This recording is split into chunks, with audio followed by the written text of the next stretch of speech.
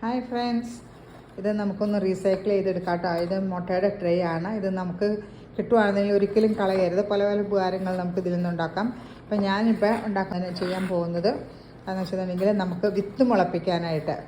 അപ്പോൾ സാധാരണക്കാർക്ക് ചിലപ്പോൾ നമുക്ക് ആ വിത്ത് മുളയ്ക്കുന്ന സാധനം മേടിക്കാനായിട്ട് പറ്റിയില്ല, എന്നാൽ പോയി മേടിക്കാൻ പറ്റാത്ത പല പല സാഹചര്യങ്ങളുണ്ടാവും.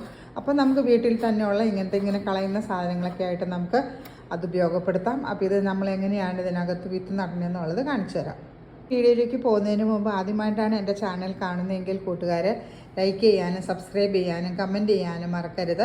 അതിനോടനുബന്ധിച്ച് തന്നെ അതിൻ്റെ സൈഡിലുള്ള ബെൽ ബട്ടൺ പ്രസ് ചെയ്ത് കഴിഞ്ഞിട്ടുണ്ടെന്നുണ്ടെങ്കിൽ ഞാനിടുന്ന എല്ലാ വീഡിയോസിൻ്റെ നോട്ടിഫിക്കേഷൻ നിങ്ങൾക്ക് കിട്ടും. അതിൻ്റെ നമ്മുടെ ചകിരിച്ചോറ് ഇത് കമ്പോസ്റ്റാണ്. അപ്പോൾ ഇത് നമുക്ക് നമ്മുടെ ഓരോ ഈ കുഴികളിലേക്ക് നമുക്ക് ഇട്ട് കൊടുക്കാം.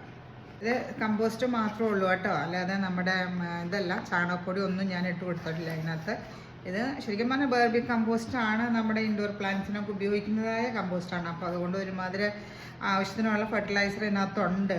വീട്ടിലുള്ള സാധനങ്ങൾ വെച്ചിട്ട് തന്നെ നമുക്ക് ചെടികൾക്കൊക്കെ നടാനും പിടിക്കാനും നമ്മൾ അധികം പൈസ ചിലവൊന്നും ഇല്ലാണ്ടൊക്കെ നമുക്ക് ചെയ്യാൻ നോക്കുന്നതിൽ ഏറ്റവും നല്ലത്. അപ്പോഴല്ലേ നമുക്ക് തന്നെ ഒരു തൃപ്തി വരുന്നത്. അപ്പോൾ ട്രേ അതേപോലെ ഇവിടെ ഫുള്ളായിട്ടുണ്ട്. വല്ല കോലോ കല്ലോ വല്ലതോട്ടെങ്കിലൊക്കെ നമുക്ക് എടുത്ത് മാറ്റിക്കളയാം. അപ്പം നമ്മുടെ ട്രേ ഒക്കെ ഇതേപോലെ തന്നെ സെറ്റാക്കി വെച്ചിട്ടുണ്ട്. ഇനി ഞാൻ ഇതിനകത്തേക്ക് നമുക്ക് വിത്തുകൾ ഇട്ട് കൊടുക്കാം. അപ്പം അതിനായിട്ട് ഞാൻ ഇതിനകത്ത് നമുക്ക് 5 റോയുണ്ട്. അപ്പം നമുക്ക് 5 ടൈപ്പ് വിത്ത് നമുക്ക് ഇട്ട് കൊടുക്കാം കേട്ടോ. അപ്പം അതിനായിട്ട് ഞാനിത് ഇവിടെ ഈ വെണ്ടയുടെ കുരു എടുത്ത് വെച്ചിട്ടുണ്ട്. നമുക്ക് അതിട്ട് കൊടുക്കാം. അതിങ്ങനെ ഓരോന്നായിട്ട് ഇങ്ങനെ വെച്ച് ഇത് ഇങ്ങനെ ജസ്റ്റ് ഒന്ന് താത്തി കൊടുത്ത് വെച്ചാൽ മതി. ഇതൊക്കെയാണ്, ഇത് ഇച്ചിരി ഫ്രഷ് തക്കാളിയുടെ ഇത് തന്നെയാണ്. അപ്പോൾ അത് നമുക്ക് വേണമെന്നുണ്ടെങ്കിൽ 2 or 3 കുരു ഇട്ട് കൊടുക്കുക.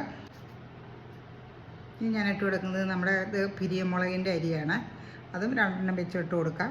കുറച്ച് വന്നു കഴിഞ്ഞും കൊണ്ട് തൈയുടെ ആരോഗ്യത്തിൻ്റെ അനുസരിച്ച് നമുക്ക് വേർതിരിച്ച് നടുവോ അങ്ങനെ എന്ത് വേണമെങ്കിലും ചെയ്യാം. ചീരയുടെ വിത്താണ്, അതും ഇതേപോലെ തന്നെ ഇട്ട് കൊടുക്കുന്നുണ്ട്.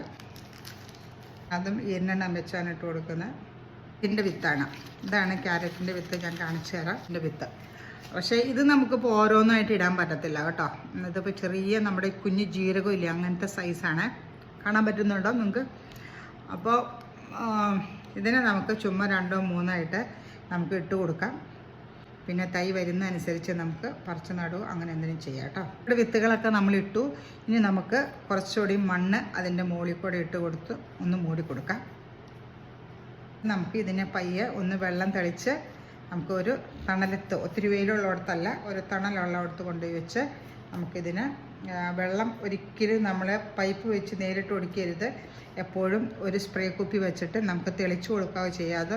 അത് ഡെയിലി കൊടുക്കുകയും വേണ്ട, 2 ദിവസം കൂടുമ്പോൾ. ഞങ്ങൾക്കിപ്പോൾ ഇവിടെ നല്ല ചൂടാണ്. അപ്പോൾ അതുകൊണ്ട് ശരിക്കും പിറ്റേ ദിവസം ആകുമ്പോഴത്തേക്കും തന്നെ മണ്ണ് ഒരുമാതിരി നനയും കേട്ടോ. അപ്പോൾ അതുകൊണ്ട് നമുക്ക് എന്നും സ്പ്രേ ചെയ്ത് കൊടുക്കണം. കാലാവസ്ഥ അനുസരിച്ച് നിങ്ങൾക്കത് ചെയ്യാം. ഇതിപ്പോൾ നമ്മൾ വെള്ളം തെളിച്ചിട്ട് നമ്മളൊരു തണലത്ത് കൊണ്ടുപോയി വെക്കുക. അപ്പോൾ എൻ്റെ വീഡിയോ ഇഷ്ടമായ ലൈക്ക് ചെയ്യാൻ മറക്കരുത് കൂട്ടുകാരെ. അപ്പോൾ നമ്മൾ അടുത്ത വീഡിയോ കാണുന്നവരെ ബൈ.